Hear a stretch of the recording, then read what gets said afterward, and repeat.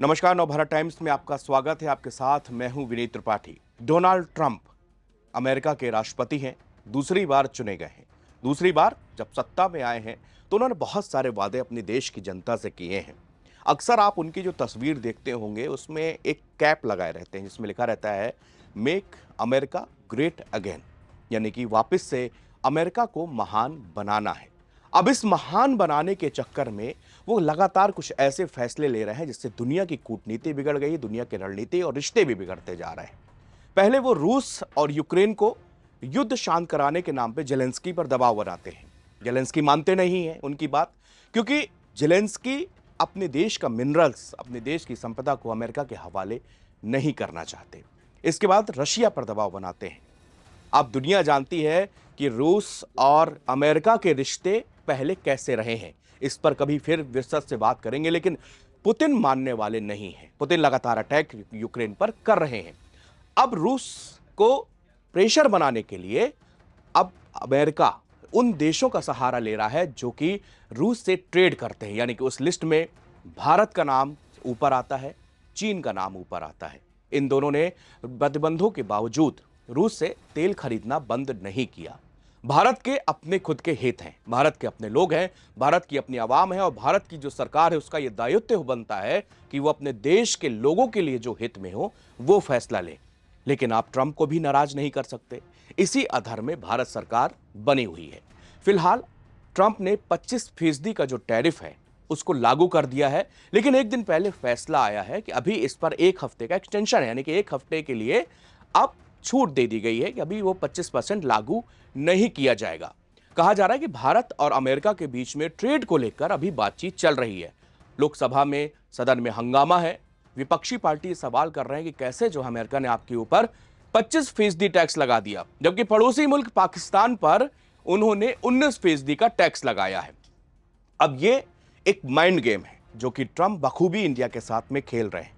वो जानते हैं कि भारत का दुश्मन पाकिस्तान है। कुछ दिन पहले ऑपरेशन सिंदूर हुआ। ऑपरेशन सिंदूर में जिस तरह की पाकिस्तान की भद पिटी, लेकिन डोनाल्ड ट्रंप कहते नहीं थक रहे कि ये युद्ध सीजफायर हमने करवाया। संसद में इस पर हंगामा मचा। विपक्षी पार्टी कह रहे हैं कि आप ट्रंप का नाम क्यों नहीं ले रहे, लेकिन अब कैसे, जो कि हकीकत नहीं, हम उसका नाम कैसे लें। लेकिन पाकिस्तान हर फोरम में जाके कह रहा है कि ट्रंप की वजह से ही सीजफायर हुआ है, ट्रंप ने ही ये युद्ध रुकवाया है। ये बार बार ये अपील कर रहा है कि उसने हमसे ही बात की और भारत से भी बात की। भारत का साफ कहना है कि ये युद्ध 2 डीजीएमओ के कॉल करने के बाद ये युद्ध रुका। पाकिस्तान के डीजीएमओ ने फोन किया, उसके बाद हमने ये युद्ध रोका। ये संसद में दिया गया सभी बड़े मंत्रालय, प्रधानमंत्री मोदी का खुद का बयान है जो कि पार्लियामेंट में दिया गया। अब अमेरिकी राष्ट्रपति डोनाल्ड ट्रंप का पाकिस्तानी प्रेम सामने आया है। ट्रंप ने 30 जुलाई को भारत के खिलाफ 25% टैरिफ लगाने का ऐलान किया। इसके साथ ही उन्होंने भारत पर रूसी तेल खरीदने के लिए एक्स्ट्रा जो है पेनाल्टी भी लगा दी, वो भी 10% की, यानी कि 25, 10, 35।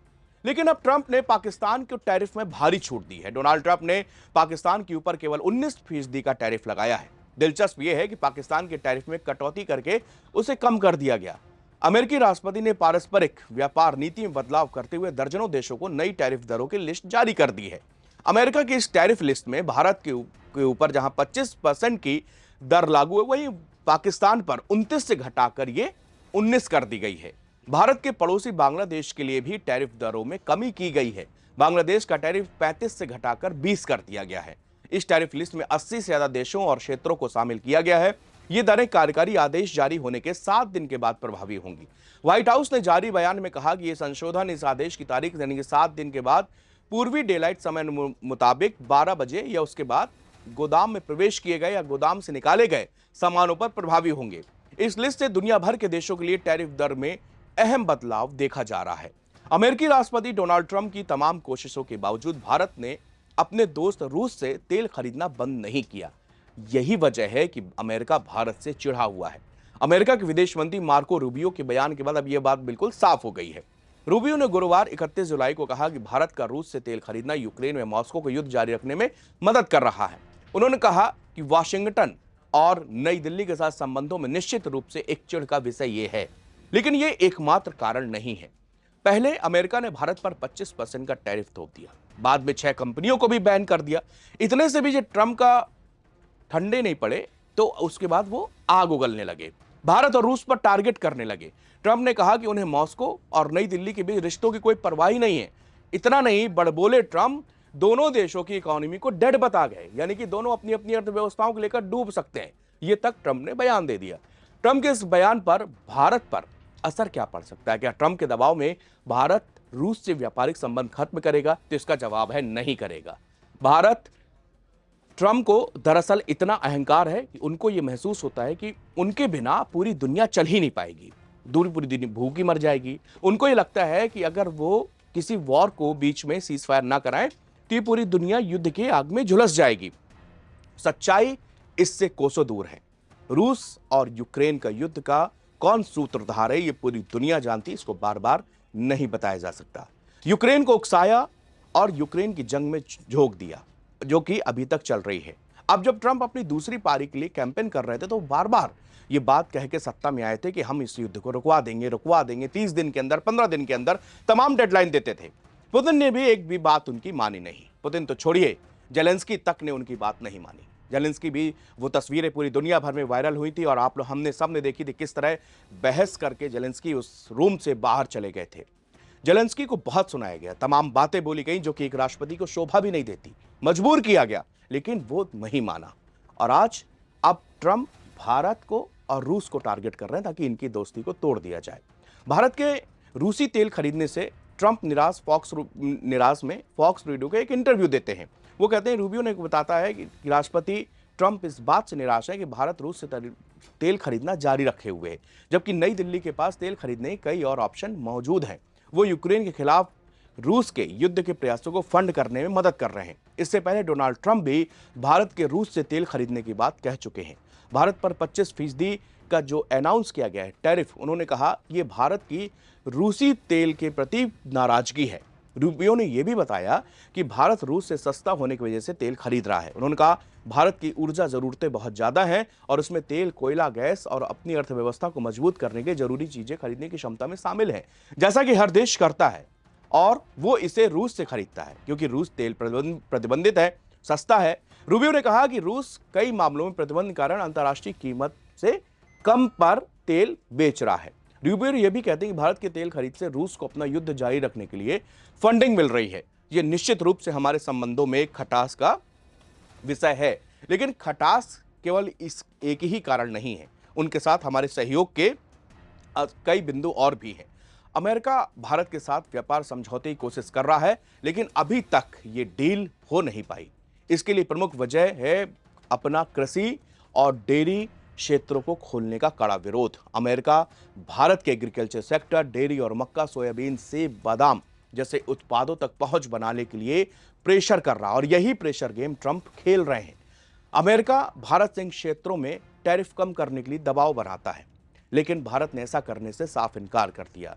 दिल्ली का कहना है कि सबसे सस्ते सब्सिडी वाले अमेरिकी कृषि उत्पादों को मंजूरी देने से लाखों छोटे किसानों की आय को नुकसान पहुंचेगा। भारत ने अमेरिका को साफ कर दिया कि वो डेयरी, चावल, गेहूं, मक्का और सोयाबीन जैसी आनुवांशिक रूप से संशोधित जीएम फसलों पर टैरिफ कम करना संभव नहीं है। इस कदम से 70 करोड़ से ज्यादा ग्रामीण लोगों को नुकसान हो सकता है, जिसमें 8 करोड़ छोटे डेयरी किसान शामिल हैं। अब भला आप ही बताइए कि जब मेक अमेरिका ग्रेट अगेन की टोपी आप लगा के घूमते हैं तो क्या हिंदुस्तान की सरकार का ये दायित्व नहीं है कि अपने यहाँ के 70 करोड़ किसानों के हित को लेकर फैसला करे? आप चाहते हैं कि आपके लिए डेयरी और मक्का उद्योगों को खोल दिया जाए, इस बाजार को खोल दिया जाए ताकि यहाँ पर इतना ज्यादा प्रतिस्पर्धा बन जाए और उन करोड़ों किसानों के हितों का नुकसान पहुंचे। आप ये भी चाहते हैं कि आपसे जब डील की जाए तो आपसे आर्म्स खरीदे जाए। भारत ने एक और खबर ये भी आ रही है, कड़ा रुख अपनाते हुए F-35 स्टील फाइटर जेट, जिसको सालों से अमेरिका बेचने की कोशिश कर रहा है, वो इस भारत ने उसको भी लेने से इनकार कर दिया है।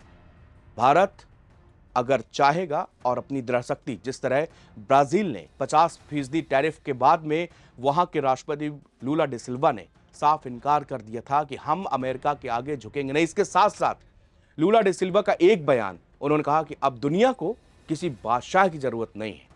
अमेरिका अपनी वही बादशाहियत कायम रखना चाहता है तो उसको समझना चाहिए कि अब वो युग नहीं है जब कभी अमेरिका पूरी दुनिया पर राज किया करता था। और ट्रंप की वही उम्मीद है।